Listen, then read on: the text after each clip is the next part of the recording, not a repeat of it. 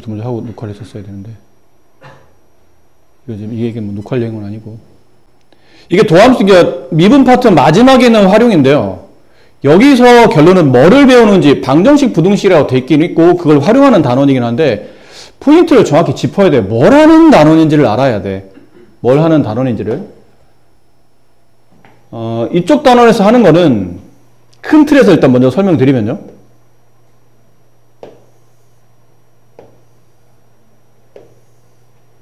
방정식. 문제는 방정식으로 주어집니다. 문제는 부등식으로 주어집니다. 하지만 못 풉니다. 그 문제 안에 미지수가 박혀있기 때문에 우리가 알고 있는 뭐 x에 대한 함수, 뭐 y에 대한 함수, 이런 함수, x, y 변수가 문제가 아닌 x, y를 제외한 나머지 미정계수가 박혀있는 바람에 이게 인수분해도 안 될 것이거니와 해석 자체가 방정식, 부등식으로 안 되게 유도되어 있습니다. 그거를 결론은 어떻게 해석해야 되냐면 방정식, 부등식 해석이 안 되기 때문에 그래프로 옮겨야 됩니다.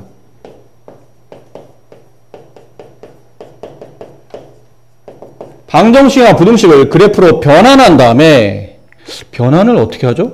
여기까지 일단 잠깐 보여드릴게요. 만약 이런 방정식이 있어요. 이거 뭐 너무 쉬운 방정식이라 x제곱 마이너스 2x는 0. 네, 중3 때 봤던 2차 방정식이죠. 그냥 예를 드는 겁니다. 여러분이 이게 우리가 이 파트에서 뭐를 배운지 알아야 되기 때문에 간단한 예를 통해서 익히시라는 건데, 이 방정식의 해를 구하라면 인수분해 하십니다. 항이 2개짜리 인수분해니까 x로 묶죠. 두 개를 곱해서 0이 된 값이니까 x값은 2, 0 또는 2가 나올 거예요. 이렇게 방정식을 해결을 하는데, 만약에 내가 다른 시점으로 얘를 방정식이 아닌 그래프로 변환해서 푼다면 어떻게 해석이 가능하냐면, 0과 2가 근이었죠? 좌변을 y라고 두세요. 우변을 y라고 둡니다. y라고 두는 이유는 xy 관계를 통해서 그래프로 변환하기 위함이라 생각하시면 돼요. 큰 이유는 없고, 그래서 결과적으로 두 개의 그래프가 서로 같다는 걸 찾아야 되기 때문에 y는 x제곱 마이너스 2x라는 아래로 부룩한 포물선과 y는 0은 무슨 축이죠? x축이죠? 그렇죠? 포물선과 x축의 위치 관계를 통해서 이 방정식의 해를 해결하겠다는 거예요. 그럼 여기 있는 위에 있는 포물선을 먼저 그려보면, 얘는 x를 이렇게 묶이잖아. 아까 인수분해한 것처럼. 그럼 x로 묶이면 x가 0하고 2에서 만나니까 0,0과 2,0에서 서로 만나는 아래 볼록한 포물선이 돼요. 이렇게. 그럼 이 포물선과 x축이 만나는 교점에서 이 방정식의 근이 발생하죠. 여기. 그럼 x값 0,0, y값, x값, 좌표값 0,0과 2,0에서 교점이 발생하는데, 그 교점의 x 좌표들이 알고 보니 이 방정식을 참으로 만드는 x값이더라는 얘기죠. 좌표 평면에는 무수히 많은 점들이 있습니다. 실제로 여기 있는 y와 여기 있는 y는 표기법상 같을 뿐이지 하는 역할이 다릅니다. 여기 있는 y는 모두 다 y좌표가 0인 걸로 구성되어 있는 x축에 있는 그 y 표현이고, 여기 있는 y는 좌표 평면 위에 많은 점 중에 x좌표를 제곱하고 x좌표에 2배 한 다음에 그거를 빼면, 그 2배한 값을 빼내면 y좌표랑 똑같은 점들이 구성되어 있는 그 점의 모임이 이 포물선이 찍혀요. 따라서 여기 있는 y랑 여기랑 y랑 혹은 여기 있는 x랑 여기 있는 x랑 서로 표기는 같겠지만 서로 다른데 두 그래프의 교점에서만큼은 x와 역할이 동일한 겁니다. 따라서 두 그래프의 교점이 결국은 둘을 동시에 만족하는 연립방정식의 해가 된다는 뜻으로 해석이 된다는 뜻이죠. 얘는 이렇게 해석할 수도 있지만 이렇게 해석할 수도 있어요. 아예 x 제곱한 다음에 마이너스 x를 우변으로 넘깁니다. 이렇게. 그럼 이번에 이렇게 해석해요. 얘를 y라고 두고 얘를 y라고 두게 되면 얘는 원점이 꼭지점이면 아래로 볼록한 포물선이 이렇게 만들어지죠. 얘는 원점을 지나며 기울기 2짜리 직선이에요. 이렇게. 그럼 여기서 이 그래프와 이 그래프, 이 포물선과 이 직선이 만나는 교점이 결론은 이렇게 된다는 뜻이죠. 0하고 2가 된다는 뜻이에요. 결국은 그래프의 교점을, 사실은 그래프의 교점, 우리가 그림을 그려서 교점을 판단하지는 않습니다. 미묘하게 그 위치가 잘못 잡힐 수도 있고, 사람이 그리는 행동이다 보니까 위치를 정확히 파악할 수 없으며, 더군다나 x축과의 관계라면 좀 비교적 위치를 파악하기 쉬울 수도 있지만, 3차나 4차 혹은 1차나 2차처럼 복잡한 함수끼리 서로 그래프가 어디서 만나는지를 공률을 따지면서 그 위치를 찾아내야 되기 때문에 사실 현실적으로 불가능해요. 그래서 그래프의 교점을 찾을 때는 일반적으로 그림을 그리는 게 아니고 이 둘을 연립해서 연립방정식의 사실은 해를 구하는 겁니다. 그 둘은 매우 그러한 관계, 방정식을 그래프로 유도해서 그래프의 교점 혹은 그래프를 연립해서 방정식의 실근의 개념으로 간다는 얘기죠. 그래서 방정식을 그래프로 변환해서 해야 될 우리가 행동이 이 단원에서 해야 될 행동이 뭐냐면 그 방정식의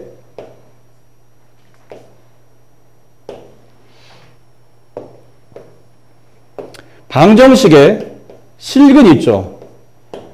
그 실근이 그래프에서는 뭐로 해석이 되냐면 교점의 x좌표로 해석이 됩니다. 근데 이 단원의 특징이 보통 실근을 구하시오. 근을 구하라는 게 아니고 대부분 다 개수를 구하라고 돼 있어요. 실근의 개수를 구하시오.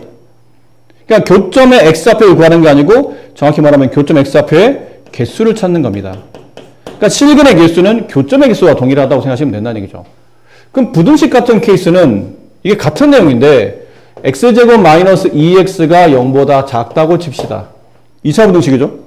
그럼 여기도 2차 부등식대로 풀이를 해보자면 좌변 2차식의 제곱 앞에 있는 개수가 양수인 걸 확인하면 좌변식을 인수분해를 통해서 해를 구합니다. 그 2차식이 0보다 작으면 이게 0이 되는 값 0과 이게 0이 되는 값 2, 0과 2 사이에 저 x의 값 끼기 때문에 보통 우리가 풀이가 사이값이라 배우죠. 2차 부등식 0보다 작으면 사이값, x의 범위는 0보다 크지만 2보다 작다. 이렇게 2차 부등식을 풀어.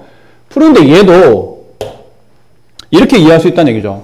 여기는 좌변을 y라고 두고 아래를 볼록한 포물선을 그리고 우변을 y라고 둔 다음에 x축을 그려서 이제부터 뭐 하냐면 다시 그들의 위치 관계를 따지는 겁니다. 근데 약간은 서로 같은 거였잖아요. 포물선과 여기는 x축이 서로 같은 지점을 찾았던 건데 이제는 말 그대로 위치 관계예요. 포물선이 x축보다 작다로 해석해야 되는데 그래프가 그래프보다 작다는 표현은 좀 어색해요. 그래서 여기서는 말의 표현에 따라서 위아래를 말합니다. 포물선이 x축보다 작다는 뜻은 아래에 있다는 뜻이에요. 그럼 여기 포물선이 그려진 위치에서 x축보다 아래로 갈 때 x의 범위가 어딘지를 찾는 거거든. 여기로 내려가잖아요. 여기 있는 범위. 0보다 크고 2보다 작은 이 범위 안에서는 포물선이 x축 밑으로 내려가는 겁니다. 따라서 이 범위를 구하려면 그래프상 해석도 역시 답이 이렇게 나온다는 얘기죠. 그래서 부등식을 그래프로 변환해서는 지금 보신 것처럼 실근의 개수를 따지기보다는 얘는 뭘 하냐면 위치 관계를 파악해서 그래프 간의 위치 관계를 파악해서 그들의 보통은 최대값보다는 최소값이 많은데 최소값의 범위를 보통은 찾아냅니다. 그래프의 위치 관계를 통해서 최대값이나 최소값의 범위를 찾아내는 역할을 보통 이쪽 단에서 많이 해요. 그래서 배웠던 3차함수 그래프 있잖아요. 3차함수는 구간이 정해져야 되고 만약 4차함수 그래프가 이렇게 그려졌다 칩시다. 보통 이 4차함수 그래프는 그 4차익에서 양수이면 이렇게 W자 모양이 많이 나오죠. 근데 이 W자 모양의 4차함수 중에 그림상 보면 여기가 극소값인 동시에 이 4차함수의 최소값이 됩니다. 근데 어떤 4차함수가 있는데 그 4차함수가 0보다 큼을 증명을 해야 됩니다. 그럼 여러분이 하셔야 될 거는 포물선과 x축의 위치 관계를 따져보면서 4차함수와 x축의 위치 관계를 따져보면서 이 4차함수의 최소값이 여기는 이 최소값이 x축 위에만 존재한다면이죠. 여기는 위치가 만약 a라고 친다면 fa 값이 양수이기만 하면 나머지는 어쨌든 다 양수가 될 거기 때문에 이런 최소값의 위치 관계를 통해서 그 범위를 가지고 부등식을 해결해 가시는 이런 포인트라고 보시면 돼요. 자, 그러다 보니까 이 단어는 총 방정식과 부등식 두 개로 나눠야 되는데 방정식 파트는 세 가지 형태로 정리되어 있어요. 여러분 책에도 있는데 책에 있으니까요. 잘 보시면서 왔다 갔다 잘 보시면 되는데 첫 번째 포인트는 fx가 0을 만족하는 실근의 개수를 구하시오. 이런 문제들이 처음 유형이에요. 그럼 이거 아까 말씀드린 것처럼 방정식을 풀어서 실근의 개수를 찾으면 되는데 문제 자체가 그렇게 유도가 안 될 거라는 얘기죠. 보나마나 방정식을 못 풀게 만듭니다. 아니면 방정식 풀 수 있는 문제들은 굉장히 기초적인 문제예요. 단순히 실근의 위치, 그래프의 위치를 정확히 판단해서 이게 X축과 어디서 만나는지 몇 개 글을 갖게 되는지 쉽게 알 수 있는 문제들은 시험에 안 난다고 보는 게 맞겠죠. 그러니까 이해만 하시는 겁니다. 그래서 이거를 계산하기 위해서 y는 fx라는 그래프와 y는 0의 교점의 개수를 가지고 이 방정식의 실근의 개수를 따지시는 겁니다. 근데 아까 말한 이 y는 0은 x축이겠죠? 근데 간혹 이게 두 번 중에서는 저게 x축으로 안 나오고 k라는 어떤 의미의 상수가 나올 때도 있어요. 근데 이 k는 원래 문제에 주어질 수도 있지만 얘가 의도적으로 일로 넘길 수도 있어요. 저기는 좌변식 fx의 일부를 일로 넘겨서 상수로 취급하는 겁니다. 이건 상수라는 걸 명심하셔야 돼요. 아까 말한 어떤 함수랑 이게 상수가 아닌 1차나 2차나 차수를 갖게 되기 시작하면 그래프 간의 관계를 따져야 되기 때문에 일단 1차를 넘어서 2차로 넘어가는 순간부터는 그래프가 휘어지죠. 휨을 판단해야 되기 때문에 그게 쉽지를 않아요. 그래서 보통 1번이나 2번은 1번은 우변에 0을 두는 거고 2번은 우변에 0이 아닌 어떤 의미의 상수를 두시는 게 일반적이에요. 그럼 얘는 이런 모양이겠죠. 좌변의 y는 fx를 가지고 이게 3차든 4차든 그래프를 이해하시고 3차, 4차 여러분 그릴 수 있잖아요. 앞에 배운 게 다 그겁니다. 그래프를 그리는 연습을 하신 거예요. 도함수를 통해서 증가함수를 따지고 극대급수를 따지고 최대치수를 따진 다음에 그래프가 대략적으로 3차나 4차는 어떻게 그려지겠구나라고 판단하게 만들지. 그리고 난 다음에 얘를 y는 k랑 연계시키는 겁니다. y는 k는 이거 x축 평행한 직선이잖아요.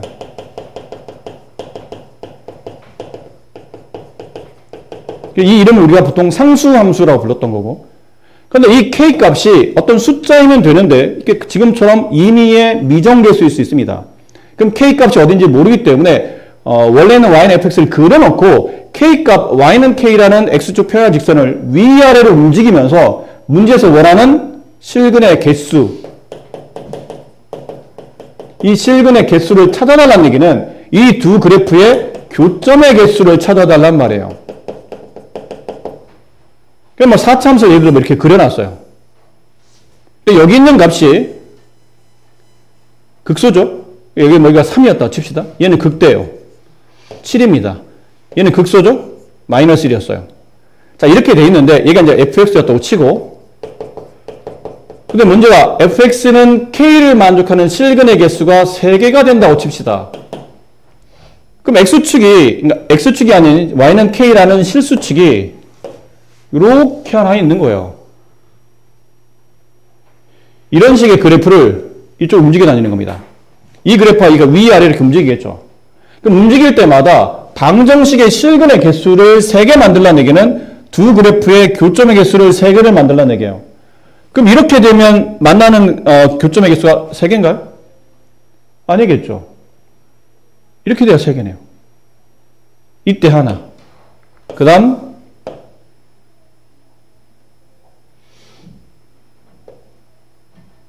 이렇게 되면 몇 개죠?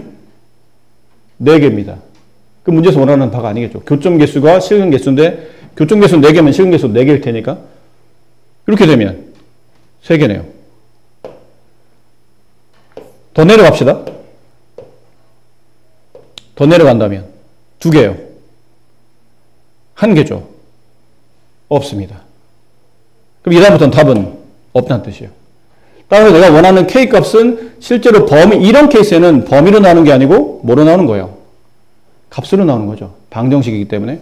3개가 되기 위한 K값은 7, 이 위치에 도달해야 되고 3개가 되기 위한 K값은 이 위치 3에 도달해야 된다. 이런 표현인 거죠. 그래서 오히려 이 문제를 푸는 케이스도 많지만 상당히 많은 문제가 오히려 이렇게 푸는 케이스가 많아요. 상수함수를 움직여 다니면서 그래프의 실근 개수랑 그 방정식 실근 개수랑 그래프의 교점 개수를 매치시켜서 푸는 이런 유형이 오히려 훨씬 더 많을 수도 있다는 것을 이해하셔야 되고, 마지막 세 번째 유형이 이겁니다. fx라는 관계식이 있는데 알고 보니 얘가 gx라는 관계식이죠. 이거의 실근 개수 구하는 문제예요. 물론 여기는 gx는 보통은 상수함수가 아닐 때를 말해요. 상수함수는 요 케이스였던 거니까.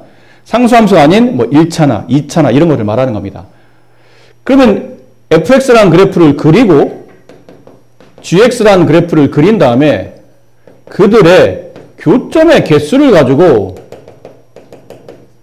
이들의 실근의 개수를 판단해야 되는데 또 말씀드리지만 이 fx나 gx가 여러 가지 차수를 가지고 있는 다항함수가 되게 되면 이 둘을 그려서 교점을 찾기는 상대적으로 굉장히 불편합니다. 일단 그래프를 그려야 되니까. 직선 정도는 그냥 참고 그릴만 한데 일단 이 하나 그래프 이 둘 중에 하나가 일단 2차를 넘어가는 순간 있죠. 위에는 fx가 3, 4차야. 근데 이게 gx가 2차를 넘어가는 순간부터는 이 곡률적으로 그래프를 그리기 어렵기 때문에 3차랑 4차도 곡률이 틀리고 2차도 곡률이 틀립니다. 근데 그들이 변화가는 곡률을 다른 그래프에 비례적으로 그려야 되다 보니까 그림을 잘못 그리면 이상한 그림이 만들어져요. 그럼 오히려 문제가 잘 풀겠다고 만들어내는 그림에서 이상한 그림이 그려짐에 따라 교점의 개수를 잘못 쓸 수도 있어요. 그래서 이런 케이스는 좋지 않고 보통 이런 문제는 그래서 어떻게 풀냐면 gx를 절로 넘겨요. 이렇게 넘겨서 fx-gx라고 해서 이걸 이제 차수별로 계산하겠죠. 얘가 만약 4차였고 얘가 2차였다면 4차에서 2차를 빼면 4차 함수가 되는 겁니다. 그 4차 함수가 0이 되는 실근의 개수를 찾으면 되고 그럼 이제부터 우리는 이 그래프를 그리면 된다는 얘기죠. 이 그래프 자체를 책에서 보면 보통 뭐라 표현되냐면 hx라고 하냐면 치환을 해놔요. 치환 안 해도 되지만 문제 풀다 보면 자꾸 관계식을 써야 되는데 이거를 여러 번 쓰기가 귀찮기 때문에 그냥 hx라고 줄여 쓰는 겁니다. 그럼 y는 hx라는 요 함수와 y는 0이라는 x축의 관계에서 교점의 개수를 가지고 이제 실근의 개수를 따져서 가시는 겁니다. 이해되셨어요? 크게 세 가지 유형이에요. 하나의 함수를 0에 대응하는 것, 그 다음에 하나의 함수를 어떤 특정 상수에 대입하거나 미정계수에 대응시키는 것. 어느 하나의 함수가 다른 함수에 대응될 때는 그 다른 함수를 이항시켜서 새로운 함수를 만들고 그 함수를 통해서 x축 혹은 이게 꼭 0이 아니어도 됩니다. 0이어도 되고 또는 k라는 어떤 상수를 두셔도 괜찮아요. 그럼 y는 0이거나 아니면 y는 k라는 직선과의 교점의 개수, 요 개념을 적용하겠다는 거죠. 그렇게 해서 문제를 풀어주시면 되기 때문에 이렇게 세 개의 형태로 문제가 흘러갑니다. 자, 그러면 요거는 잠깐 이거 한 다음에 이거는 근데 문제가 너무 쉽긴 한데 그렇다고 뭐 건너가기는 또 그래서 시원을 잠깐 보세요. 다음 방정식이 서로 다른 실근의 개수를 구하시오. 이게 3차 같은 케이스는 밑에도 배우겠지만 실근의 개수를 구하기 위해서는 극대나 극소를 적극적으로 활용하시면 됩니다. 근데 지금은 이제 통합적으로 몇 차인지 구분할 거 없이 그냥 일반적인 다항 방정식이 나왔을 때 이들의 실근의 개수를 구하려면 아까 했던 거죠. 예를 들어 뭐 1번 같은 케이스 좌변을 방정식을 풀면 돼. 근데 생각해봐. 3차 방정식을 풀려면 인수분해해야 되는데 보통 3차 이상은 인수분해 잘 안 되잖아요. 인수분해 공식에 적용되는 케이스가 몇 개 안 되거든요.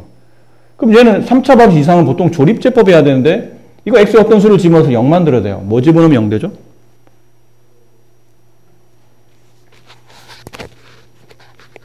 뭐 집으면 0 될까요? 혹시 이거 기억나요? 3차 방정식 이상, 3, 4차 방정식, 고차 방정식이라고 보죠? 고차 방정식의 해법 뭐였습니까? 첫 번째는 인수분해예요. 뭐가 됐든 간에 인수분해입니다. 쪼개게 있다는 얘기죠. 곱의 형태로. 근데 안 쪼개지면 이게 보통 다 안 쪼개지기 때문에 그 다음 주로 많이 쓰는 게 이제 조립제법이죠. 그러니까 인수 정리를 통해서 저 고차 방정식이 0이 되는 어떤 특정 x를 찾은 다음에 차수를 계속 떨어뜨리는 겁니다. 4차는 3차로, 한 번 더 조립제법 하면 3차는 2차로. 2차까지 떨어뜨리면 그때부터 우리는 해를 구할 수 있는 방식을 알고 있기 때문에.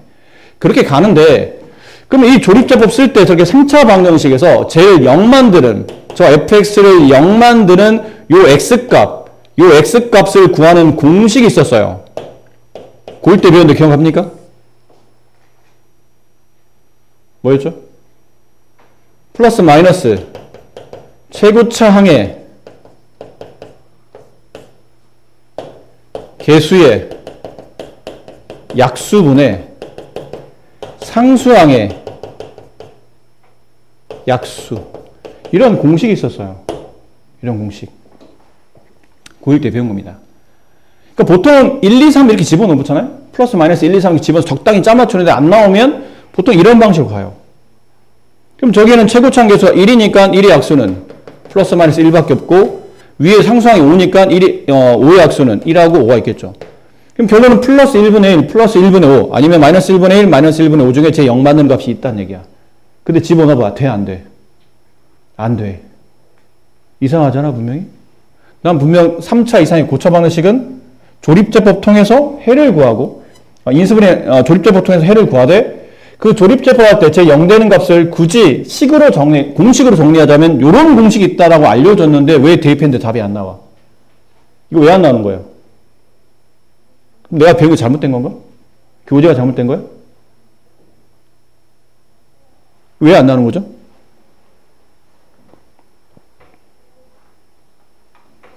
이 공식의 모양을 보세요. 이 공식의 모양. 무슨 꼴이에요? 분수꼴이죠. 분수꼴이라는 얘기는 이 수가 결론은 유리수임을 말하고 있는 겁니다. 저기 있는 방정식을 0 만드는 해가 유리수라면 이 방식으로 찾을 수 있다는 뜻이에요. 근데 3차 이상의 방정식에서 꼭 해가 유리수만 나오진 않잖아. 무리수가 혹은 허수가 답으로 나올 수도 있는 거 아닙니까? 그러니까 이 방식으로는 안 나오는 어떤 무리근이나 허근이 저기 존재한다는 뜻이에요. 근데 그걸 구할 수 있는 공식은 없어요. 그러니까 이런 게 문제라는 얘기지. 3차 방정식, 해를 구하면 돼. 근데 안 되는데? 어떻게 하지? 그러니까 이럴 때 오늘 배운 걸 이제 써먹겠다는 거죠. 물론 이 정도 난이도가 시험에 나오진 않지만 그럴 때 써먹을 수 있다. 그리고 지금은 말했듯이 실근을 구하는 게 아니고 실근의 개수만 찾는 겁니다.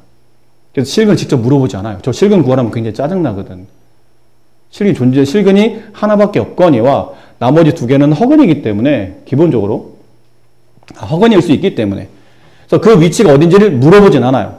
대부분 다 뭘 물어보면 실근의 개수가 몇 개인지만 물어봅니다. 그는 직접적으로 구하기는 어려운 관계식이니까. 이해되죠? 자, 그래서 어떻게 하냐면 좌변을 y라고 두고 저 식을 fx라 두고 저거를 하나의 그래프로 보는 겁니다. 우변을 y라고 두고 그 y를 x축으로 그리는 거예요. 위에 있는 3차 곡선과 아래에 있는 x축 간의 관계성을 따지는 거죠. 근데 3차 그래프를 그리려면 보통 우리가 3차 그래프가 항상 이런 식이라고 장담 못 하잖아. 주로 이렇게 많이 그려지지만 이럴 수도 있지만 이럴 수도 있을 테고 이럴 수도 있죠. 얘는 미분계수 0 되는 지점이 2개 존재합니다. 얘는 미분계수 0 되는 지점이 하나가 존재하죠. 얘는 미분계수 0 되는 지점이 없어요. 그러니까 미분계수 0 되는 위치를 통해서 이 그래프가 어떤 건지 판단할 수 있으니까 얘를 일단 미분해 봐야 된다는 얘기죠. 이거를 앞쪽 단에 다 배우신 겁니다. 그러니까 3으로 묶었더니 x 플러스 1, x 마이너스 1. 극값이 2개 존재한다는 얘기죠. 물론 미분계수 0 되는 게 다 극값은 아니야. 그치? 하지만 일단 2개 나왔다는 얘기는 이거를 의심해야죠. 얘를 의심해야죠. 또 3차는 극값이 2개 나오는 게 이거밖에 없어요. 얘네는 극값이 2개씩 안 나오기 때문에. 그럼 이 모양일 거란 얘기지. 이 모양을 채택하는데 사실 이 다음은 필요한 게 증감표인데 우리는 그래도 공부를 좀 하신 지식인이잖아요. 지식인이 증감표 일일이 그리기는 좀 그래. 필요하면 그려야 되겠지만 매번 그리기는 조금 모양 빠지잖아.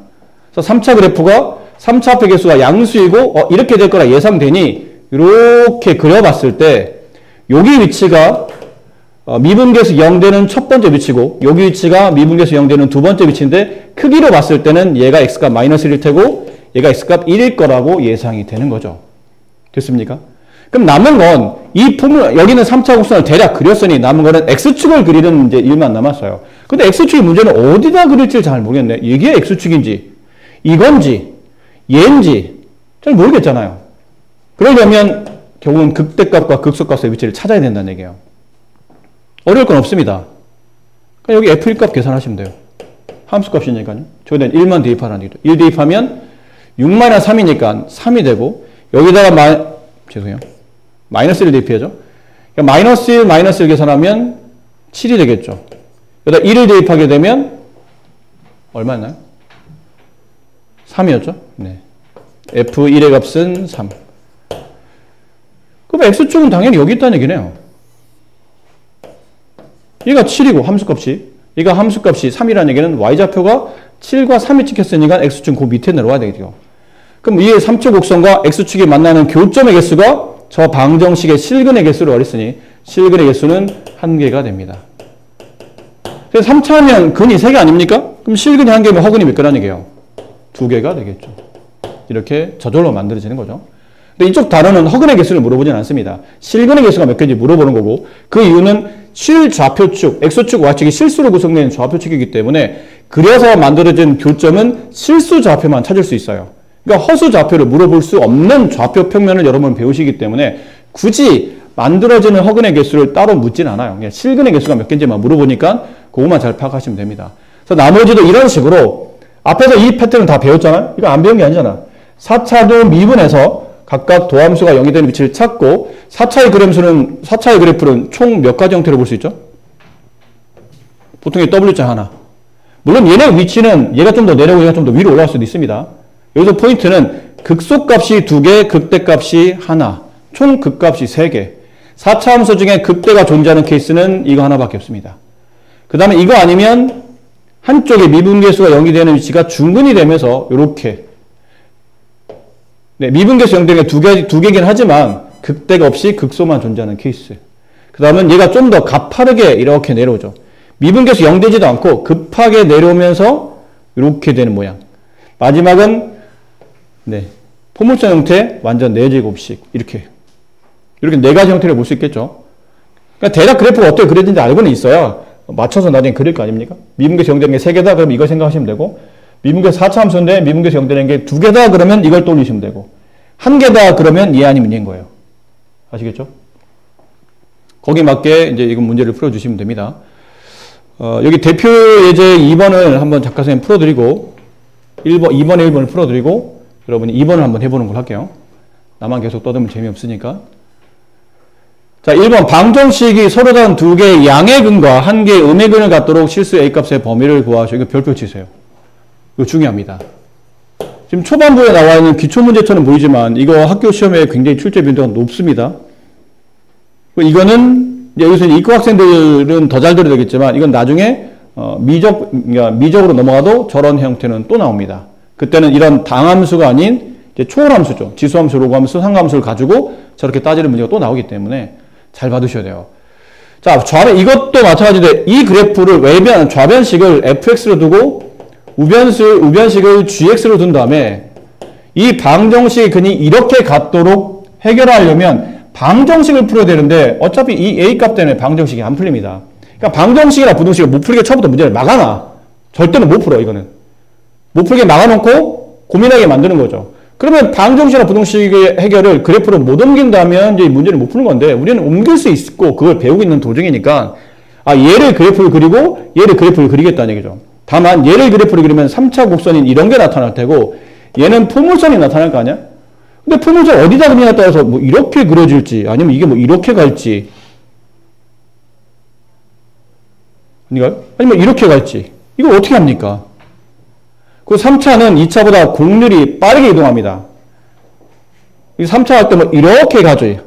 이거랑 2차 함수가 이렇게 구부러지는 정도를 봤을 때 얘가 얘보다 좀 더 빠르게 위로 솟구쳐요. 근데 아까 말했지만 이 곡률이 일정하지 않거든. 일정하지 않은 곡률을 가지고 막 서로 막 짜맞추려고 그리다 보면 교점계수가 잘못 나와요. 더더군다나 얘처럼 구체적으로 양근, 음근을 따지고 있으면 더더군다나 머리가 복잡해지는 겁니다.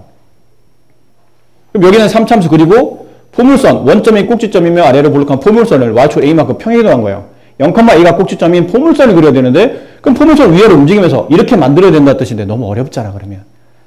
그러니까 이럴 때 뭐라고 그랬냐면 여기 있는 우변식을 좌변으로 이렇게 이항해서 하나의 함수로 통합하는 겁니다.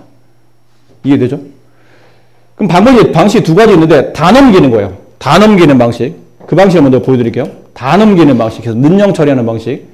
2x 세제곱 마이너스 3x 제곱 마이너스 1 마이너스 a가 0 이렇게 되는 케이스. 그럼 y는 fx로 할게요. fx는 2x 세제곱 마이너스 3x 제곱 마이너스 1과 마이너스 1 마이너스 a랑 gx가 0 이건 x축이라고 그랬죠. 그들의 교점의 위치가 어디에서 나오도록 양에서 하나, 양에서 두 개 교점이 x좌표가 음에서 하나가 나오도록 적당히 그리는 뜻이에요. 3차 함수니까 그래프 개형을 알기 위해서 일단 미분을 해봐야 되겠죠? 6x제곱 마이너스 6x. 그럼 6으로 인수분해해보면 6x로 인수분해하게 되면 x-1. 따라서 x값은 도함수 0되는 x값은 0 또는 1이었어요. 이 정도는 증가표 안 그려도 되겠죠?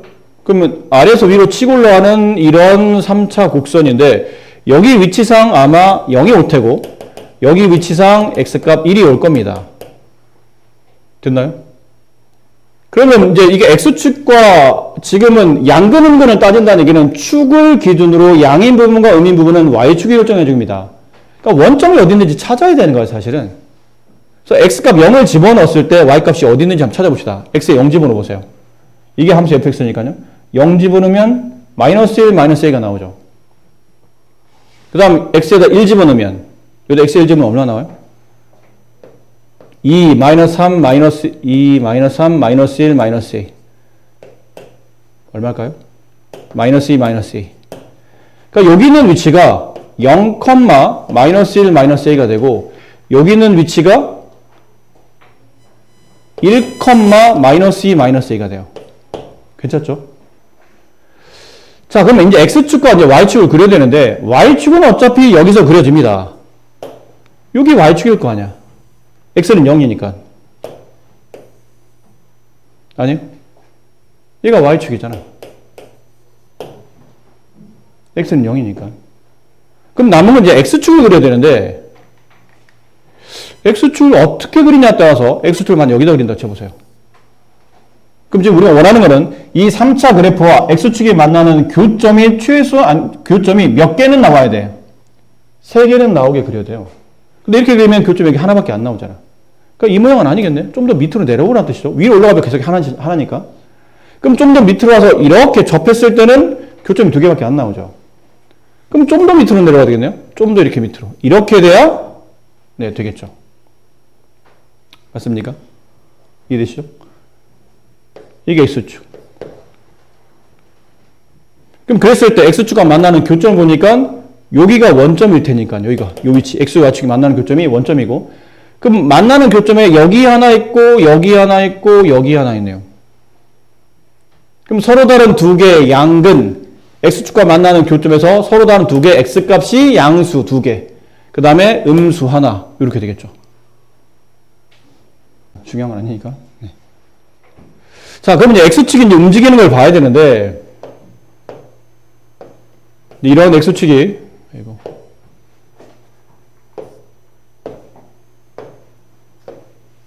이런 x축이 이제 움직여 다니겠죠. 이게 x축이에요. 이렇게 되면 하나, 두 개, 이렇게 되면 세 개. 그치? 세 개인데 만나는 위치가 여기가 원점이고 이렇게 되면 음근 하나, 양근 두 개. 교점의 x좌표가 실근이라고 있으니까요.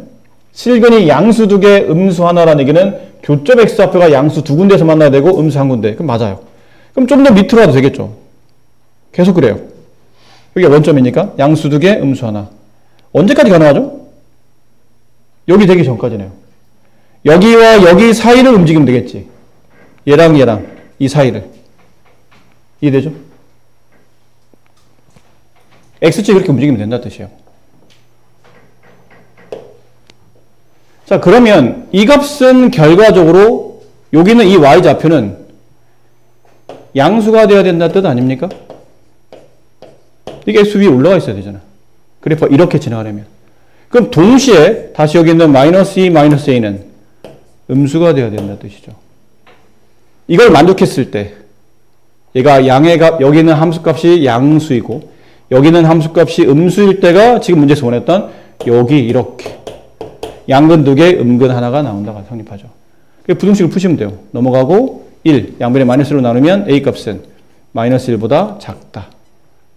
여기는 넘어가고 2, a값이 마이너스 2보다 크다. 이렇게 되겠죠.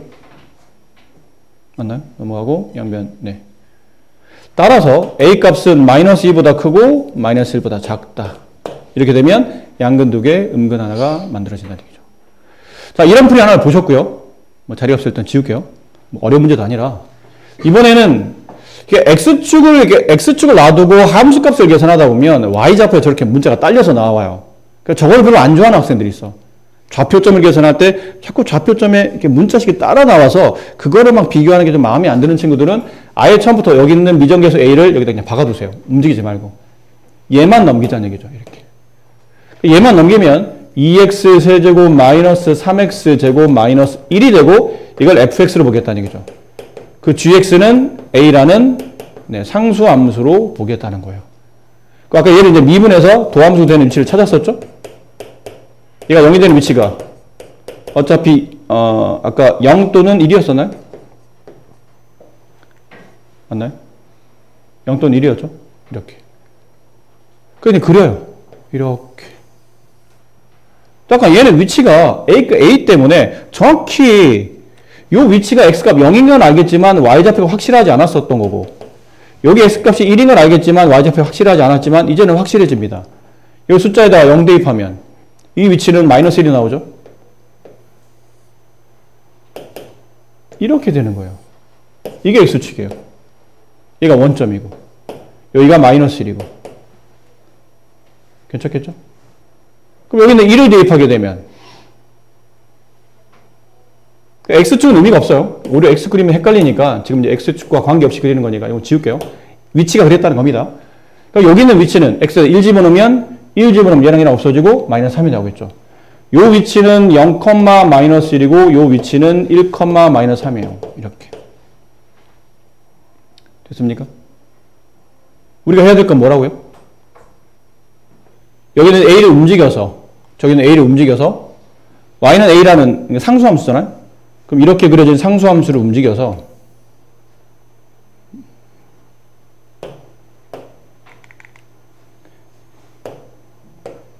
이렇게 그려진 상수함수를 움직여서 뭐가 나오도록?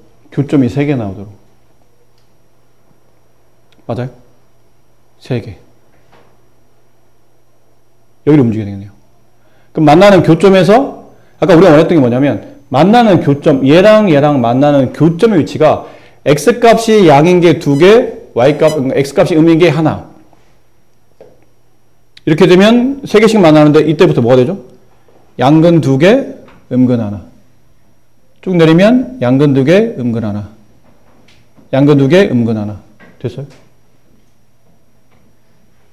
이렇게 되면 근이 3개, 2개 안 되겠죠? 그럼 여기를 움직여야 된다는 얘기잖아.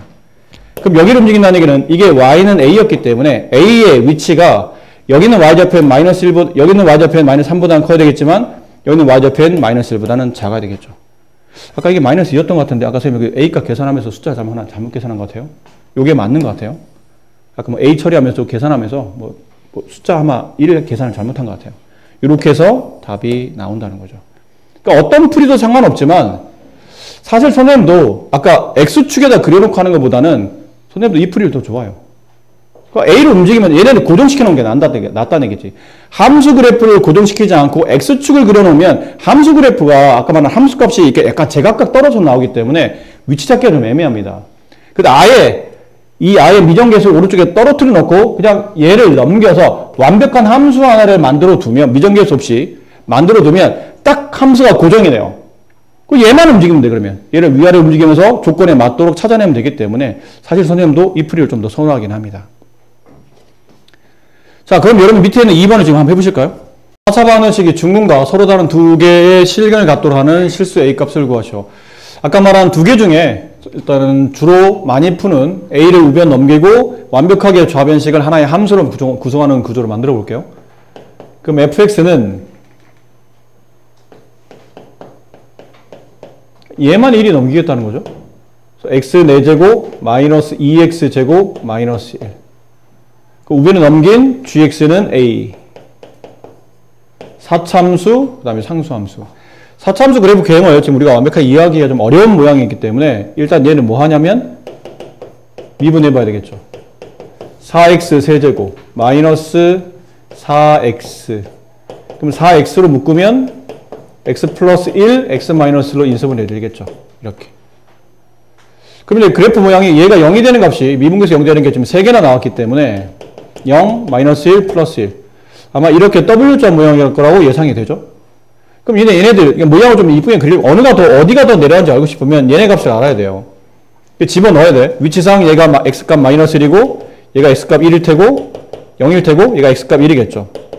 그럼 저기다 마이너스 1을 집어넣으면 함수값은 f-1은 마이너스 2. 0 집어넣어서 f0의 값을 계산하면 마이너스 1. 1 집어넣으면 마이너스 2. 얘랑 위치가 똑같네요. 그리고 여기는 이 위치는 0, 마이너스 1 지나가기 때문에 그래프가 아마 또 여기서 이렇게 좌우 대칭인 여기서 이렇게 좌우 대칭인 안 이쁜데?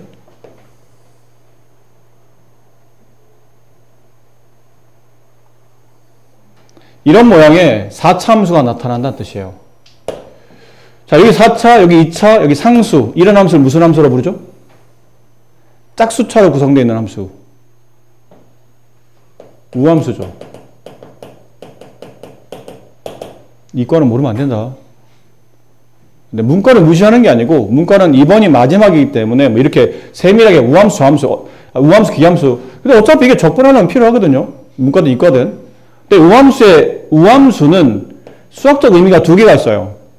그러니까 대수적 측면의 의미는, 그러니까 치계 관계성으로 봤을 때 우함수를 표기하는 방식은 f-x랑 fx가 서로 같다. 이게 우함수의 표기법이고, 두 번째 그래프적인 측면에서는, 기하적인 측면에서는 y축 대칭이에요. 그러니까 다항함수 중에 짝수차로 구성되어 있는, 뭐 지금처럼 4차, 2차, 상수처럼 1차나 3차 같은 홀수차가 없이 짝수차로만 구성되어 있는 함수들 보통 우리가 우함수라 부르고, 수학적 식은 이러며 그래프 특징이 y축 대칭이에요. 그래서 이게 y축이고 y축으로 좌우가 이게 대칭 형태로 이렇게 잘 그려주시면 됩니다. 근데 지금은 미분계에서 0 되는 지점이 어디였었냐면 0하고 1하고 마이너스 1이었으니까 여기서 극값이 나온다는 얘기죠. 여기 마이너스 1, 여기 플러스 1. 여기는 마이너스 1이고 여기 위치는 둘 다 마이너스 2였어요. 이렇게. 자, 내가 그릴 거는 이제 4차함수는 그렸으니까요. 상수함수, y는 a라는 상수함수만 그리시면 돼요. 얘는 이제 움직여 다닐 거예요. 움직여서 이 그래프랑 만나는 교점의 개수를 가지고 위에는 저 방정식의 실근의 개수를 구하는 건데, 중근 하나 서로 다른 두 개의 실근이니까 일단 모양상 보기에는 몇 개에서 만나야 되냐면 세 점에서 만나야 된다는 얘기죠. 근데 세 점 중에 한 점에서는 접해야 되는 거야, 이 그래프랑. 그럼 여기는 두 개에서 지금 양쪽 끝에 두 개에서 만나죠? 어디서 세 개에서 만나면 접하게 되냐면 여기네요. 이거. 혹시 더 내려갈 수 있는지? 더 내려가면 교점이 4개 나옵니다. 문제에서 요구하는 바가 아니고, 좀 더 내려가서 이렇게 된다면 일단은 교점이 2개죠. 중근만 2번 나와요. 더 내려가면 교점이 없어요. 원하는 답은 이거네요. 그럼 A값이 얼마에, 이 A값인 Y좌표가 어디에 닿았을 때? 마이너스 1에 닿았을 때. 실수 A값은 마이너스 1이 정답입니다. 라고 풀어지는 문제죠. 이 개념을 알게 되면 다른 패턴으로 문제를 풀 수도 있습니다. 아까 우리가 좀 전에 풀었던 문제도. 다른 게 아니고 이제 3차 반어치기에서만 성립하는 거예요. 4차에서는 성립하지 않고요. 3차 반어치기는 3차 합의 개수가 만약 양수라는 개념 하에 보통 그래프가 극값을 가져야 되겠죠. 극값이 없는 조건에서는 따로 따지지 않습니다. 극값을 가질 때. 이유는 3차 반어치기 극값을 안 갖는 케이스는 보통 이렇게 되거나 아니면 이렇게 되는 케이스인데, 이건 어차피 X축과 한 점에서밖에 안 만나기 때문에 실근이 무조건 한 개입니다. 그러니까 그런 거는 시험에 잘 안 나오고, 보통은 실근의 개수에 따라서 서로 다른 세 실근, 그 다음에 중근, 그 다음에 한 실근, 뭐 이런 느낌이기 때문에 보통 극값을 가진다는 전제하에 문제가 시작돼요. 이 말이 괜히 있는 게 아니죠. 그럼 3차 함수는 그래프 경향이 이렇게 한번 올라갔다 내려가는 이런 모양인데, 그럼 그러다 보니 극대값과 극소값이 각각 존재하겠죠. 근데 첫 번째 그림에서는 극대값과 극소값이 x축을 기준으로 위아래 있게 되면 이렇게 x축이 지나가면서 그래프와 만나는 교점이 실근이 된다고 했죠. 그럼 실근 개수가 3개가 나오려면 서로 다른 세 군데에서 이 방정식을 만족하는 실근이 존재하려면 극대값은 x축 위에, 극소값은 x축 아래에 있어야 된다는 얘기예요. 근데 이거는 3차의 개수가 양수일 때고 음수가 되면 이렇게 될 거 아닙니까? 그래프가? 그럼 x축과 서로 다른 세 점에서 만나려면 x축이 가운데 이렇게 지나가야 되고, 그러려면 이번에는 극대값이 음수가 되고 극소값이 음수가 되고 극대값이 양수가 되는 이런 케이스가 발생하죠. 위치가 좀 바뀌긴 해요. 확실한 거는 이렇게 되려면 극대가 양이 되고 극소가 음이 돼야 되는데 이걸 연립해서 풀기 좀 귀찮아서 바로 정리한 게 뭐냐면 어차피 극대가 양이고 극소가 음이기 때문에 극대값과 극소값을 곱하면 음수겠구나. 이렇게 보통 많이 풀어요. 어쨌든 양음이 서로 나눠졌기 때문에 곱하면 음수가 되죠. 그럼 극대와 극소를 곱했더니 음수가 된다? 그러면 3차 함수가 서로 다른 세 실근을 갖는다로 빨리 귀결시키셔야 됩니다. 이번에는 이런 그래프, 이렇게 극소가 x축에 접하거나 극대가 x축에 접하는, 결론 x축이 극대값과 극소값에 접하는 케이스도 있을 거라는 얘기죠. 그럼 이런 케이스에서는 극대값은 양인데 극소값이 0이 되고, 이런 케이스에서는 극대가 0인데 극소값이 음이 되기 때문에 극대가 양이냐 극소가 음이냐가 중요한 게 아니고 다른 하나의 극값이 0을 갖는다가 중요하다는 뜻이죠. 따라서 극대랑 극소를 곱하면 0이 됩니다. 이런 구조면 머릿속에 이 그림을 떠올리셔야 돼요. 그래서 극대랑 극소랑 곱했더니 0이 된다고? 그러면 극값 하나가 x축에 접하나 보다. 극값 하나가 x축에 접하니 이렇게 한쪽에서 접할 때 뚫고 나갈 때는 이 3차식이 근이 하나가 존재하는 거고 이렇게 접할 때는 이제 중근이 발생하는 케이스겠죠. 그래서 중근 하나, 서로 다른 실근 하나. 이번에는 이것처럼 극대나 극소가 모두 양이거나 아니면 얘처럼 극대나 극소가 모두 음일 때 둘 다 양이거나 둘 다 음일 때는 극대와 극소의 부호가 서로 같기 때문에 둘을 곱하면 양수가 돼요. 그럼 극대랑 극소를 곱했더니 양수가 된다는 뜻은 다시 이제 1로 가야 된다는 뜻이죠. 그래프가 공중에 붕 떠 있거나 밑으로 내려와 있는, 이렇게 출렁 밑으로 내려와 있는 형태이기 때문에 이렇게 되면 만나는 실근의 위치가 이렇게 하나밖에 없더라. 이해되죠? 좀 전에 풀었던 문제 다시 한번 봅시다. 이런 거. 전 4차인데. 옆에 문제인가 봐요. 네. 옆에 문제.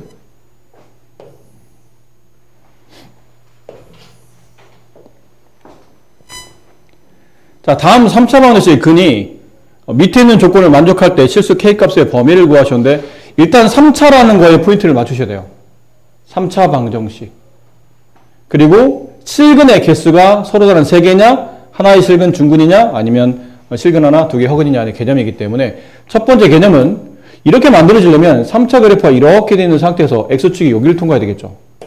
그래야 하나, 둘, 3개의 실근이 존재하고 이렇게 되려면 극대값과 극소값은 서로 다른 부호가 돼야 됩니다. 그러니까 풀이가 얘는 크게 이제 두 가지예요. 아까 우리가 배웠던 것처럼 저기는 좌변식을 x세제곱 마이너스 3x를 fx라고 두고 이 그래프랑 y는 마이너스 k의 그래프를 움직여 다니는 겁니다. 그럼 얘를 미분하게 되면 3x제곱 마이너스 3이 되고 3으로 묶으면 x 플러스 1, x 마이너스 1이 되겠죠. 이렇게. 그럼 그래프는 얘처럼 이렇게 그려질 것이고 여기서 마이너스 1이 나오고 여기서 플러스 1이 나오죠. 그 y는 k라는 그래프를 y는 마이너스 k라는 그래프를 움직이는 겁니다. 단 서로 다른 이 그래프랑 내가 그릴 상수함수가 서로 다른 세 점에서 만나게 그리려면 이렇게 진행이 되잖아요. 이게 마이너스 k가 돼야 돼요. 근데 여기 이제 극대값을 계산하다 보니까 여기 극대값을 x에다 마이너스 1 집어넣어야 돼요. 여기다가 마이너스 1, 마이너스 1 집어넣으면 이게 2가 될 테고 여기다 1 집어넣게 되면 쟤는 마이너스 2가 나오겠죠. 이렇게. 그럼 따라서 마이너스 k의 위치가 마이너스 2보다는 커야 되지만 2보다는 작은 쪽, 얘보다는 위쪽으로, 얘보다는 아래쪽으로 내려와야 이렇게 서로 다른 세 개의 실근이 존재하는 거거든요. 양변에 마이너스를 곱해서 k의 범위를 구하면 이렇게 됩니다. 이게 우리가 좀 전에 아까 배웠던 내용이고 지금 배웠던 내용은 이렇게 풀 수도 있는데 지금 배운 내용을 보자면 저 좌변식 통째를 그냥 fx로 두자는 얘기예요. 이렇게. 그 얘를 이제 미분합니다. 3x 제곱 마이너스 3 x 플러스 1 x 마이너스 1 따라서 미분계수 0 되는 지점이 마이너스 1과 1 그래프는 분명히 이렇게 될 거라고 예상이 되고 여기 있는 위치가 마이너스 1, 로 갈 테고 여기 있는 위치는 극소값인 1, 로 가겠죠. 그래서 이제 마이너스 1을 직접 대입하는 거예요. 그럼 여기가 마이너스 1 플러스 3이니까 k 플러스 2가 나오고 여기 있는 위치는 1을 대입하게 되면 k-2가 나와요. 그럼 얘가 극대값이죠. k 플러스 2가 극대값이에요. 극소값은 k-2입니다. 근데 아까 말씀드린 것처럼 이게 3차 곡선이 x축과 만나는 교점의 개수가 서로 다른 3개가 나와야 서로 다른 3개가 나와야 서로 다른 세 실근이 저 방정식을 만족할 테니까 이렇게 지난다고 당연히 생각할 수밖에 없고, 근데 그러다 보니까 얘는 양일 테고 얘는 음이겠죠. 그럼 극대값과 극소값을 곱한 이 값이 음수가 되어야 된다는 뜻이에요. 그럼 저절로 2차 부등식이 인수분해까지 완성된 꼴로 나타납니다. 그럼 2차식 0보다 작으니까 이게 0이 되는 값, 이게 0이 되는 값, 각각 마이너스 2와 2 사이에 k가 존재한다. 이렇게 접근할 수도 있다는 뜻이에요. 그러니까 어떤 게 더 좋다고 말할 수는 없는데 하나의 무기가 더 생겼다고 생각하셔야 돼요. 아까 배운 방식으로 하려면 두 개 그래프를 분리한 다음에 k를 움직여 다니면서 교점을 찾았었는데, 만약 이 내용을 알고 있다, 여기 있는 우리가 이 내용을 알고 있다면 서로 다른 세 실근, 그럼 얘는 극대랑 극소를 곱해서 음수가 되는 거야 라는 걸 알고 있으면 뭐 이런 패턴을 통해서라도 답을 구할 수 있다는 뜻이죠. 그럼 한 실근과 중근이 나온다는 뜻은 아까 그래프가 이런 뜻을 말한다고 그랬죠. 이렇게 되는 형태. 그냥 극대랑 극소를 곱하면 0이 된다. 그럼 이제 문제 풀이는 똑같지 않습니까? 어차피 계속 이게 나올 테니까. 저 한 문제를 풀고 있는 거니까.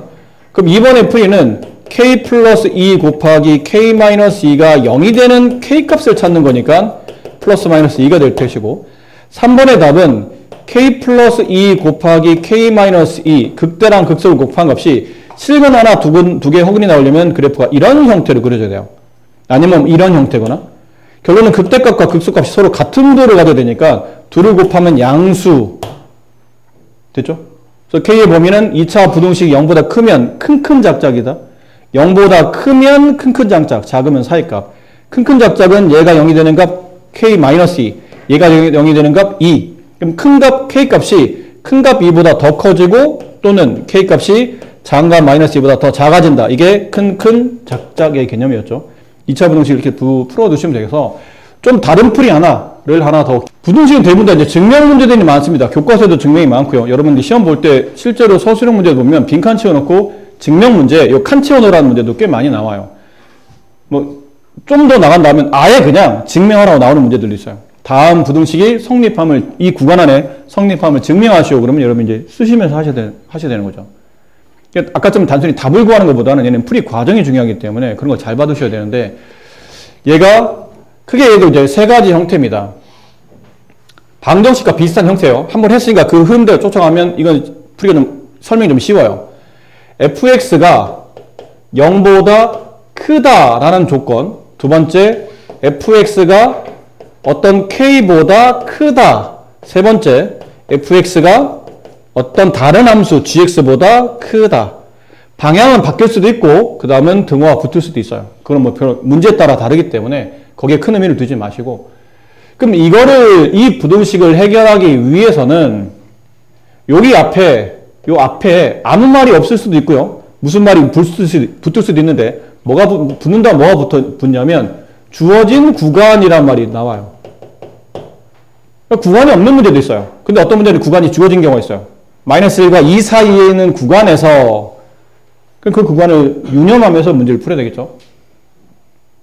그럼 이 케이스는 뭐냐면, 좌변에 있는 fx를 그래프로 변환하시고 우변에 있는 0을 x축으로 변환하신 다음에 위에, 그러니까 여기는 fx라는 그래프가 x축보다 크다의 개념이니까 위에 있다로 해석하셔야 됩니다. 위에 있다, 위에 놓인다.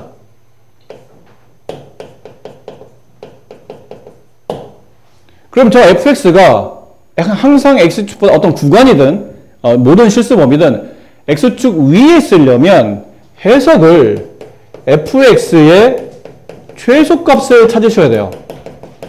그 fx의 최소값 찾았더니 그 최소값이 0보다 크기만 하다면 함수의 최소값은 y좌표야. y좌표가 0보다 크다는 뜻은 그래프가 전부 다 x축 위에 있다는 뜻이죠. 그럼 함수 그래프가 항상 x축 위에 존재한다가 성립하더라는 얘기죠. 그래서 이 내용은 여기에 최소값을 구한 다음에 걔가 항상 0보다 크다 혹은 조건을 만족하는 구간 안에 0보다 크다를 보여주시면 그게 증명이 끝나는 겁니다.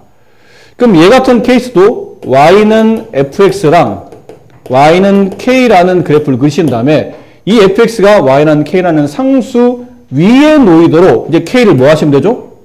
움직이시는 겁니다.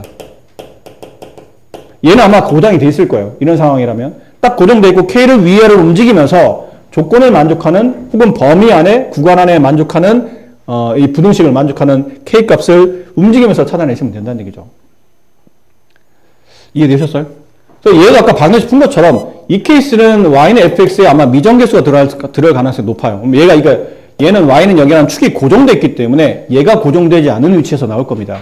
그러면서 미정계수의 값을 구하는 거고, 얘는 반대로 fx를 고정시켜 놓고 k라는 상수값을 위아래로 움직이면서 k의 범위를 구하는 그런 형태가 갈 것이고, 얘는 얘를 이렇게 이항해야 된다고 그랬죠. 이게 곡률끼리 따지는 문제는 어렵기 때문에 넘겨서 fx-gx라는 새로운 함수를 만들어내시는 거예요. 걔가 0보다 크다. 아까 얘기한 것처럼 x축 위에 존재하도록. 그걸 치환해서 hx를 구한 다음에 그 hx의 최소를 계산하시고 그 최소값이 x축 위에 있다면 0보다 크다면 이 그래프 전반적으로 다 이 부등식을 만족할 거다라는 표현입니다. 근데 최소값 구하는 과정도 여러분이 앞쪽 단원에서 배우셨어요. 그렇죠? 앞쪽에 배운 게 뭐였냐면 증가 감소. 도함수가 0보다 크거나 같으면 증가. 도함수가 0보다 작거나 같으면 감소. 다음 도함수가 0이 되면서 좌우의 극값의 부가 반대로 바뀌면 극대나 극소가 되는 거고, 그 다음에 배운 게 구간 안에서 범위의 양쪽 끝값과 극대값, 극소값 그 4개 중에서 가장 큰 값이 최대, 가장 작은 값이 최소.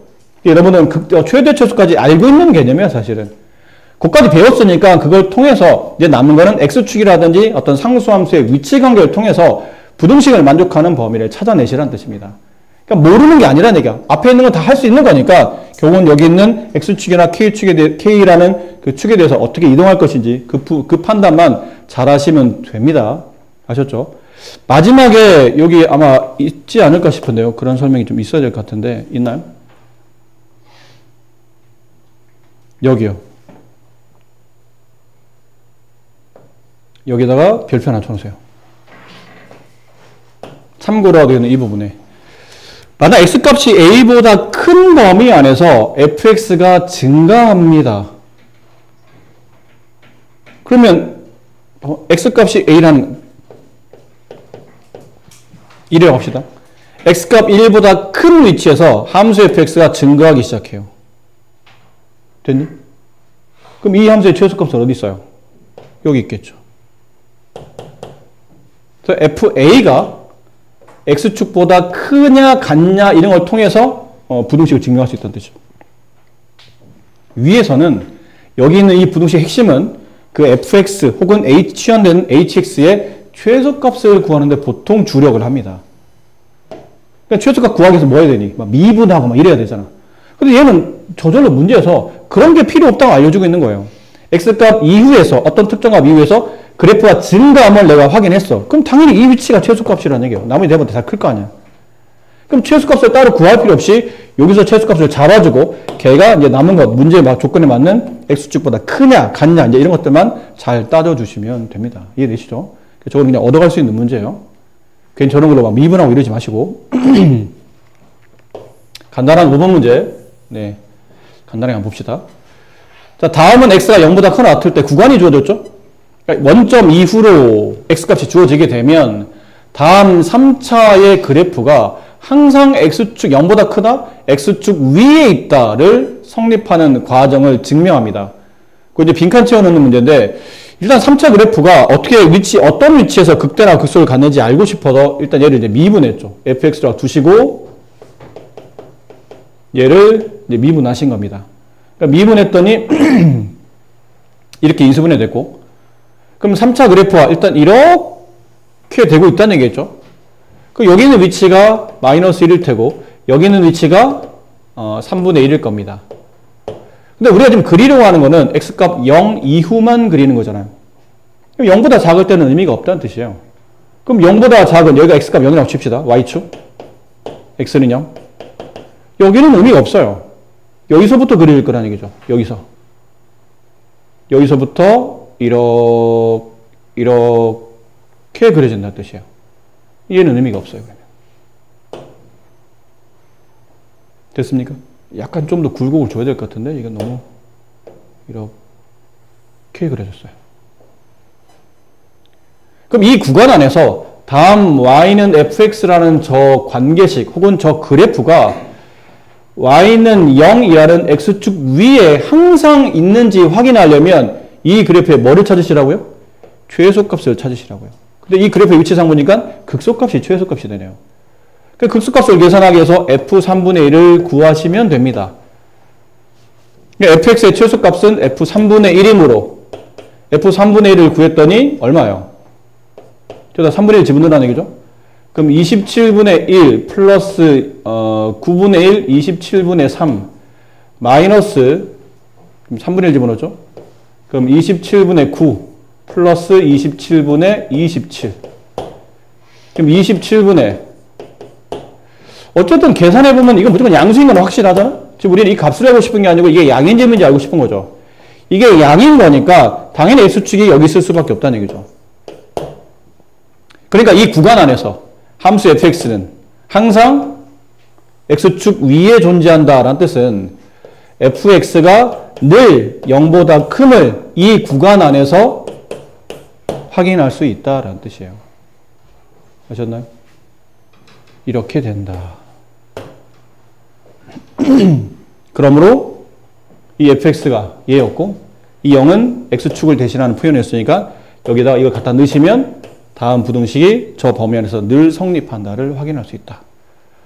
그런 표현입니다. 그래서 여기는 뭐 많이 어렵진 않아요.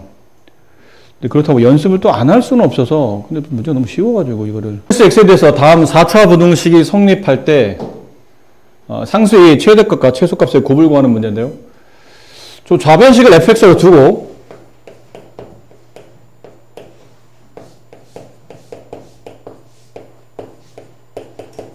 미분합시다.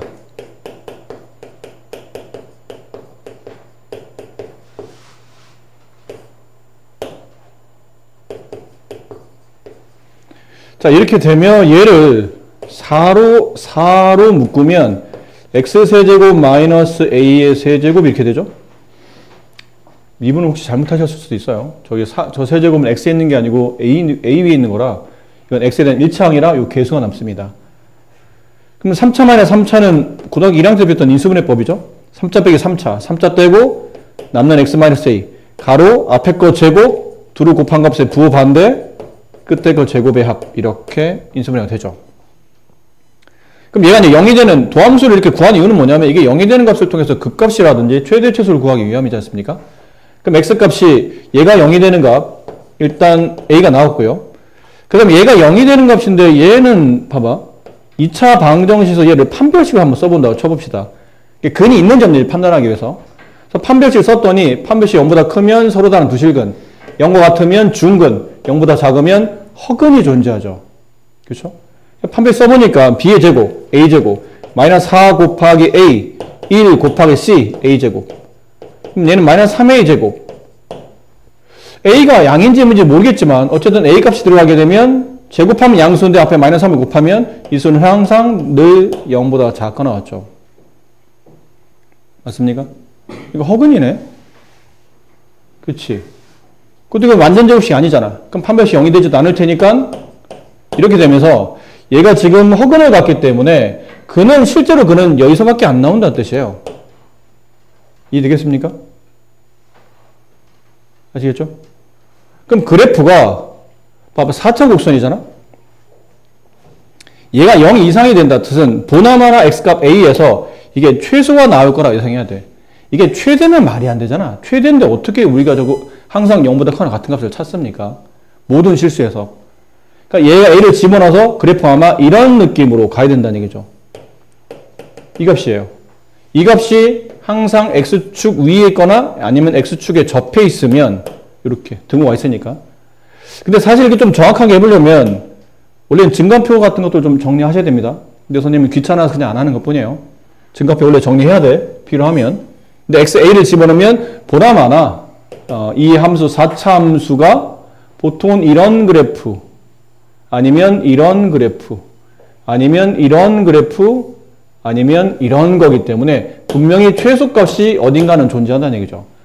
그럼 그 4참수의 최소값이 항상 x축보다 크거나 같으려면 이 최소값의 위치가 당연히 0보다 크거나 같아야 된다는 뜻이에요.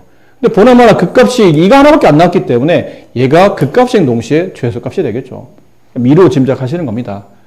근데 여러분은 필요하면 짐값을 작성하라고 했어요. 그래서 x값 a를 원식에다 대입합니다.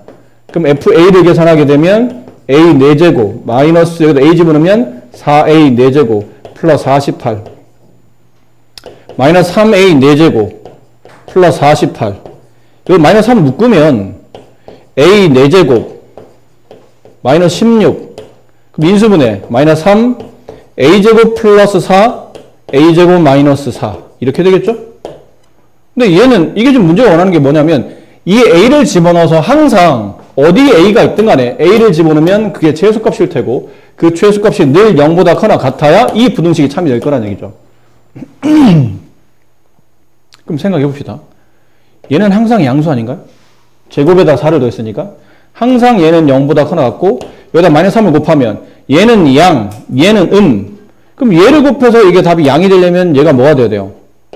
음이 돼야 된다는 얘기죠. 0이 되기도 되니까 등호 붙고 다시 얘는 음으로 답이 정해졌고 얘는 양으로 정해졌고 그럼 얘가 지금 뭐가 돼야 되냐면 양, 음을 곱해야 답이 양이 될 거 아니냐고. 따라서 a제곱 마이너스 4가 0보다 작거나 같아야 되고 이걸 인수분해하게 되면 a 플러스 2, a 마이너스 2가 0보다 작거나 같으며 2차 분등식 0보다 작으면 사이값 마이너스 2 이상 a는 2 이하가 돼서 a 값의 최대값은 얼마예요? 2, 최소값은 마이너스 2 들을 곱하면 마이너스 4가 이 문제의 정답이 됩니다. 준호 알겠니? 자, 속도 가속도 파트는 이게 적분에 또 나오거든요. 근데 좀 가볍게 사실 하고 가도 되는데 저번 우리가 방학 때 여기 계신 분들 먼저 수업 받은 분들도 이걸 가볍게 하고 한다고 아예 안 했었어요. 이때는 적분해서 했었다 보니까 어차피 적분해서 속도 가속도를 이해한다는 얘기는 미분해서 속도 가속도를 이해한다는 뜻이기 때문에 여기를 좀 가볍게 하고 거의 안 하듯이 하고 넘어갔기 때문에 한번 다뤄볼 필요가 있을 것 같아서 지금 여러분이 배우는 속도 가속도 이쪽 파트는 수투에서 배우는 거는 수직선 위에서 배우는 겁니다. 어떤 좌표 평면에서 배우는 게 아니고 수직선 위에서만 배워요. 그러니까 그 위치를 따지는 상황이 좀 제한적이에요. 그러니까 수직선 위에서 움직이는데 여기 좀 중요한 단어들 나오거든요. 주어 x가 위치가 시각 t에 대한 위치 x가 t에 대한 관계식으로 주어질 때 이 단어가 의외로 의미가 있어요. 주어진다는 얘기는 네가 구할 필요가 없는 거야. 이건 그냥 문제에서 주어진 말을 그냥 받아들이면 되지 왜 위치 x가 ft로 표현되어 있습니까? 라는 거는 과학 시간에 배우시고 얘는 시간에 따른 위치 관계식이 주어지기 때문에 우리는 주어진 관계식으로 수학적으로 정리해 가시는 거예요. 그럼 어딘가에 여기 위치가 있을 거라는 얘기지. 근데 그 위치를 ft라고 보통 써요. 그럼 t가 뭐죠? 위치라는 것도 사람이 어딘가에 위치가 있잖아. 근데 위치라는 것도 시간의 흐름에 영향을 받잖아. 시간이 안 흐르면 위치도 고정이잖아요. 근데 시간이 흐르면 어느 쪽이든 간에 위치의 변화라 위치가 생긴다 뜻이죠. 모든 사물은 다 시간의 영향을 받습니다. 위치마저도 시간의 영향을 받기 때문에 그 위치 관계가 t에 대한 관계식으로 표현되어 있고 그게 주어져 있다는 뜻이죠. 그렇게 되면 여기 있는 x값의 위치를 ft라고 부르는데 여러분이 위치라는 단어에 좀 주의해야 될 게 뭐냐면 위치랑 거리는 유사하지만 같지 않아요. 만약에 내가 선생님 여기 서 있는 지점이 원점이야. 여러분 보는 관점에서 본다면 오른쪽이 양의 개념이고 왼쪽이 음의 개념이죠. 그렇지? 양은 이렇게 보통 구분하잖아. 근데 내가 오른쪽으로 2칸을 갔어. 그럼 원래 있었던 원점에서 오른쪽 2칸 갔으니까 내 위치는 플러스 2에 있죠. 근데 내가 다시 왼쪽으로 3칸을 갑니다. 그럼 최초에 있던 원점을 지나서 왼쪽에 마이너스 1의 위치에 있겠지 내가. 그치? 그럼 내가 움직인 거리는 오른쪽 2칸, 왼쪽 3칸이니까 총 움직인 거리가 5칸이에요. 하지만 나의 위치의 변화량은 처음에 했던 원점에서 마지막 결과 위치는 마이너스를 했기 때문에 위치와 거리는 유사한 것처럼 보이지만 같지 않아요. 위치와 거리가 같으려면 그 위치 값이 양일 때만 위치와 거리는 같은 겁니다. 이해하셔요? 그래서 위치는 양도 나오고 음도 나옵니다. 하지만 거리는 항상 양의 개념이죠. 아셨죠? 그 차이점을 일단 이해를 하셔야 됩니다. 자, 그리고 시간의 흐름에 따라서 내 위치가 변화할 겁니다. 그치? 그럼 여기 내가 처음에 이쪽이 시간이 t였어. 그게 초로 줄지 분호로 줄지를 알 수 없기 때문에 그냥 시간을 t라고 합시다. 그럼 t에서 일정한 시간이 지남에 따라 내 위치가 변하겠죠. 걔를 위치 변화량이라 불러요. 아까 말한 움직임 거리가 아닌 내가 오른쪽 3칸, 오른쪽 2칸, 왼쪽 마이너스 3칸이잖아. 그 위치 변화량은 원점에서 왼쪽 한 칸 갔기 때문에 위치 변화량은 마이너스 1이 되는 겁니다. 알겠죠? 거리로 계산하시는 게 아니에요. 위치의 변화량으로 계산하는 겁니다. 그럼 이 정도 시간이 흘렀을 텐데 시간의 변화를 앞뒤 여러분 미분 배울 때 왜 이기호 배웠죠? 왜 평균 변화를 할 때 곡선 위에 두 개 점이 있어요. 이 점이 x값 a, 이 점은 x값 b. 그럼 여기 함수값은 fa, 여기 함수값은 fp. 그런 다음에 이렇게 두 점을 이어서 만든 게 평균 변화율이죠. 그래프 위에 있는 두 점 이어서 만든 선분의 기울기, 평균 변화율. 근데 이 평균 변화를 계산하기 위해서 보통 뭘 썼었죠? x의 증가량 할 때 델타 x라는 기호 썼었죠. x의 변화량이라는 뜻입니다. 책에서 뭐 증가량이라 말하기도 하고 증분이라 말하기도 하는데 보통 미분에서는 변화량이라는 표현을 해요. 그럼 여기는 이 값의 변화는 델타 y였죠. x의 변화량, y의 변화량. 그럼 여기는 시간의 변화량 이래서 그냥 델타 t라고 합시다. 그럼 여기 내가 새로운 위치가 잡힐 거 아닙니까? 그렇지? 그럼 그 위치는 원래 있었던 위치 ft에서 얼만큼 더? 여기 t 델타 t만큼 변했으니까 여기에서의 시간은 뭐가 되는 거죠? t 플러스 델타 t가 되는 거겠죠. 얘는 여기 뭐야? 0초였어. 3초 지났어. 그럼 여기는 0 플러스 3초가 되겠죠. 그럼 여기서의 위치값을 쓰라면 그 위치값은 ft 플러스 델타 x가 될 겁니다. 표기법상 얘가 t0가 되고 얘는 x가 되는 거예요. 여기는 x0가 되고 얘는 x가 돼요. x0는 흔히 말하는 처음 시작점을 말합니다. 출발 위치, 처음에 놓여있던 위치. 꼭 그게 원점이 아니어도 돼. 어쨌든 시작 위치를 말해요. 처음부터 그 물체의 시작했던 위치에서 시간 변화에 따른 위치가 여기서 나타나는 거예요. 됐니? 자, 그런데 이거를 이제 여러분들이 뭐 어느 정도 아시는 분도 있겠죠? 뭐 위치 미분하면 속도 나오고 속도 미분하면 가속도 나오는 그 과정을 이렇게 설명할 수 있어요. 만약에 이 단어도 가끔 나오거든요. 평균 속도를 구하시오라는 문제가 있어요. 평균 속도. 속도 구하는 공식이 뭐죠? 이건 중학교 때 배웠잖아. 속도 구하는 공식은 시간분의 거리. 근데 아까 말했지만 거리와 위치가 다르듯이 속도와 속력도 다른 겁니다. 여러분 부모님들이 이렇게 운전하실 때 보면 차에 그 속도계 나오지. 차가 몇 킬로미터로 지금 가고 있는지, 시속 몇 킬로미터 가고 있는지 속도계가 나오잖아. 그건 속도계가 아니고 속력계야. 왜 그러냐면 그 계기판은 앞으로 가도 내가 만약 아버지가 앞으로 전진 30km 하셨어. 근데 뒤로 후진해도 똑같이 30km 나오지. 항상 속도가 양으로 표현된다는 뜻인데 속도가 양으로 표현되는 것들을 속도의 절대값인 속력이라 불러요. 속도는 위치처럼 플러스도 있고 마이너스도 있는 거야. 앞으로 가면 속도가 양이 되고 뒤로 가면 속도가 마이너스가 되는 겁니다. 아셨습니까? 평균 속도를 구하라는 얘기는 평균이잖아. 평균. 전체 시간분에 그러니까 공식은 그걸 떠올리면 돼. 어릴 때 배웠던 속도 구하는 공식.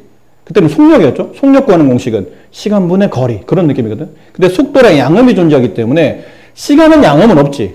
시간은 양의 개념만 있으니까 전체 시간분의 여기를 거리라고 쓰지 말고 양음의 개념이 존재하는 위치 변화량을 쓰시는 겁니다. 됐니? 그럼 전체 시간을 저희도 계산해보면 전체 시간은 여기서부터 여기까지 걸린 시간이잖아요. 그럼 오른쪽에 있는 t 플러스 델타 t라는 시간에서 왼쪽에 있는 t를 빼시는 겁니다. 그럼 전체 시간이 걸리죠. 실제로는 델타 t예요. 저 델타 t. 다음 위는 위치 변화량. 위치 변화량 저거잖아요. 여기 있는 위치, 여기서부터 여기까지 얼마나 갔습니까? 라고 싶으면 이 지점에서 이 지점을 빼면 되는 거지 않습니까? 그래서 ft 플러스 델타 t 마이너스 ft. 자, 이렇게 쓰다 보니까 이 관계식은 t분의 델타 t분의 ft 플러스 델타 t 마이너스 ft. 어디서 많이 보던 거 아닌가요? 이 델타 t를 h로 바꾸게 되면 우리가 배웠던 미분계수의 바로 전 단계인 평균 변화율의 관계식이에요. 이제 평균 변화율 그랬잖아. 아까 잠깐 선생님 썼다가 지웠는데 설마 그걸 모르지는 않겠지?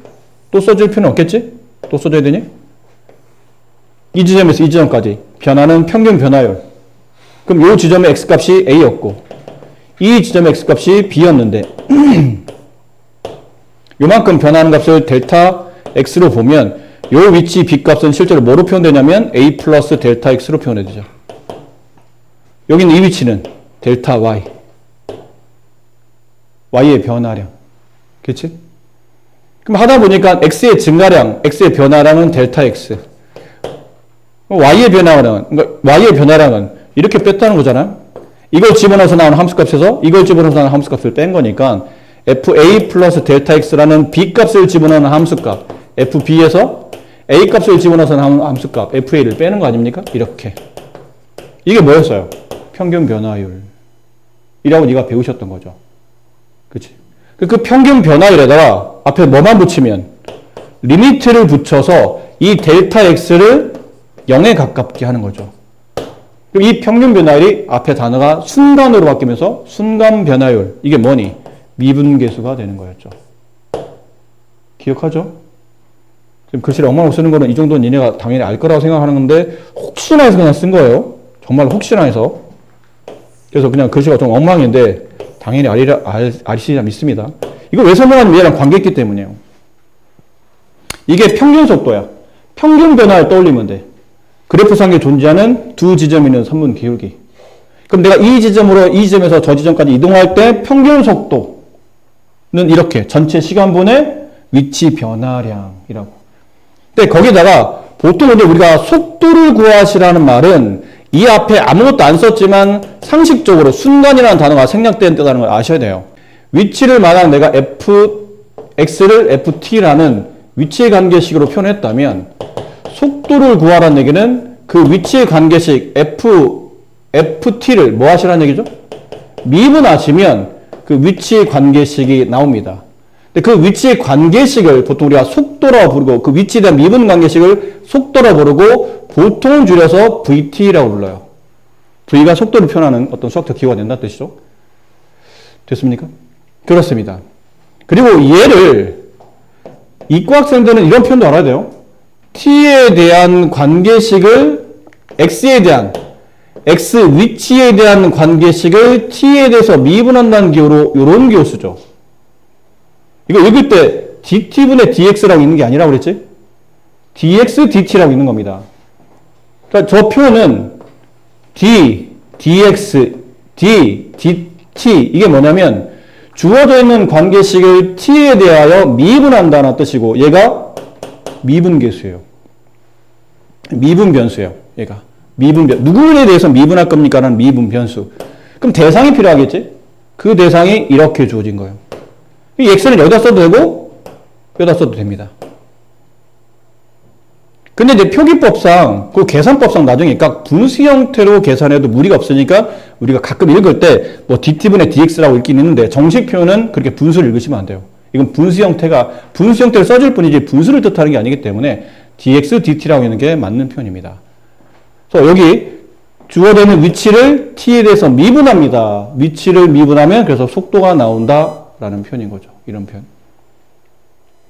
그럼 가속도는 뭐냐면 저 속도를 다시 미분한 겁니다. 속도를 미분하면 가속도가 나와요. vt를 미분하게 되면 at라는 가속도가 나와요. 가속도 표현은 또 보통 a라고 쓰거든요. 자꾸 기호가 바뀌어서 헷갈릴 수도 있는데 위치는 x, 속도는 v, 가속도는 a라고 보통 많이 씁니다. 그리고 얘는 이렇게 표현하게 되면 속도식을 t에 대해서 미분하시면 가속도가 돼요. 결론은 가속도는 위치를 2번 미분하는 거예요.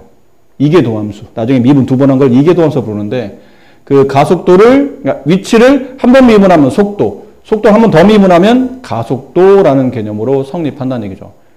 그래서 다시 말씀드리지만 속도는 평균 속도의 극한값이에요. 미분 계수가 평균 변화율의 극한이잖아. 평균 변화율 두 지점이 떨어져 있는 거를 한 점을 무한히 다른 점으로 다가오게 만들다 보면 두 지점을 잇는 선분의 기울기가 한 지점까지 완벽히 붙어서 오는 형태가 되게 되면 마치 실제로는 두 지점을 잇지만 우리가 눈으로 보기에는 한 지점을 통과하는 접선의 기울기처럼 보이지 않습니까? 그런 것처럼 평균 속도를 무한히 한쪽으로 다가와서 그 시간의 차이를 0으로 두게 되면 순간 그 찰나의 속도값이 나타나고 그 찰나의 속도값을 우리는 속도라 부르는데 속도의 원 의미는 평균 속도의 극한이라고 생각하셔야 돼요. 아시겠죠? 그 내용으로 이렇게 정리가 되어 있는 겁니다. 또 책에는 이제 간단히 표현해보면 뭐 이런 말이 나와요. 이런 내용을 토대로 간단히 표현한 것들이 위치를 미분하면 속도가 되고 속도를 미분하면 가속도가 됩니다. 근데 이건 적분감은 좀 불편해져요. 미분은 굉장히 단순한데 적분가게 되면 속도를 적분하게 되면 위치가 되기도 하고 거리가 되기도 합니다. 그러니까 속도를 적분하게 되면 속도를 정적분하게 되면 위치 변화량이 나오고 속도의 절대값인 속력을 정적분하게 되면 위치가 아닌 위치 변화량이 있는 거리가 나타나기 때문에 적분할 때는 요 관계가 조금 헷갈려요, 사실은. 근데 미분은 별게 없어요. 그러니까 위치를 미분하면 그냥 속도 나온다. 속도 미분하면 가속도 나온다. 그러니까 가속도 구하라 라는 뜻은 위치식을 2번 미분하라 라고 생각하시면 된다는 얘기죠. 자, 여기 중요한 단어가 나옵니다. 수직선을 움직이는 전피의 속도가 보통 V로, 그래서 FT라는 위치식을 미분한 건데, V가 보통 양수이면 속력은 양의 방향, 속도가 음이면 음의 방향, 그 다음에 V가 0이면 움직이지 않거나, 그 다음에 방향을 바꾸는 상태가 된다라는 건데, 여기다 별표 2개 치세요. 속도가 0이면 정지했거나 물체가 지금 정지한 상태이거나 아니면 운동 방향을 바꾸고 있는 겁니다. 저게 시험에 나와요.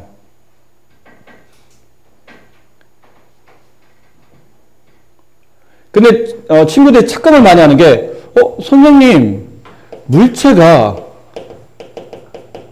지면에 닿으면